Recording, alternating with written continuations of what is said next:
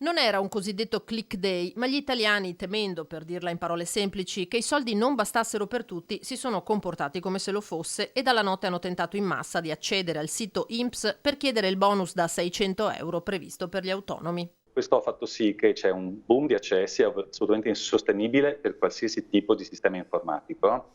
Inoltre questa mattina, lo ha detto anche pubblicamente il presidente Tridico, noi lo sapevamo già dagli scorsi giorni, ci sono stati anche degli attacchi di hacker che si sono concentrati su di noi, sullo Spallanzani, su una serie di strutture pubbliche. Così in diretta su Antenna 3 il direttore regionale dell'INPS Antonio Pone, sito nazionale in tilt con tanto di scambio di dati, quindi di informazioni sensibili visibili da un utente all'altro. Portale accessibile per ore solo a consulenti del lavoro e patronati, poi dal pomeriggio di nuovo ai cittadini. Le persone però è importante che i cittadini sappiano che non c'è nessun click day, quindi le domande saranno lavorate anche se pervenute nei giorni successivi a oggi che era il primo giorno per presentarle, quindi non c'è nessuna differenza tra una domanda presentata il 1° aprile, il 10 aprile o il 20 aprile. Peraltro, qualora anche si esaurissero i fondi disponibili, il governo ha già fatto sapere che le misure saranno rifinanziate. Ma la preoccupazione delle categorie, già manifestata nei giorni scorsi, rimane, come testimonia il segretario veneto della CNA, Matteo Ribon.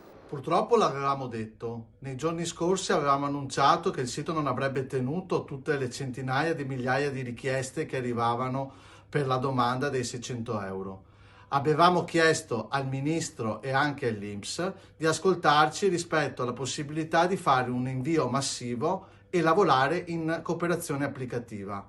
Queste due cose avrebbero potuto evitare il collasso di questa mattina. Più prudenti i sindacati che guardano oltre alla questione di servizio. L'INPS è chiamato e sta facendo un lavoro straordinario, perché chiaramente oltre a gestire tutta la produzione che faceva prima, adesso ci sono tutti questi nuovi sussidi, senza dimenticare che tra poco ne arriveranno di nuovi, quindi è un lavoro importante e bisogna avere anche qui la dovuta pazienza che la macchina vada a regime. Questa crisi è una grande opportunità perché ci può far uscire tutti con meno disuguaglianze. Cioè, se prima avevamo i lavoratori di serie A e di serie B rispetto alle protezioni sociali, adesso abbiamo fatto un passo in avanti verso protezioni sociali più uniformi. Per un sito in difficoltà, un altro che invece è stato potenziato. Proprio in queste ore abbiamo testato CGL Trento Risponde, cioè quello che facciamo con voi lo abbiamo inserito dentro al sito. Abbiamo fatto uno sportello cosiddetto online virtuale,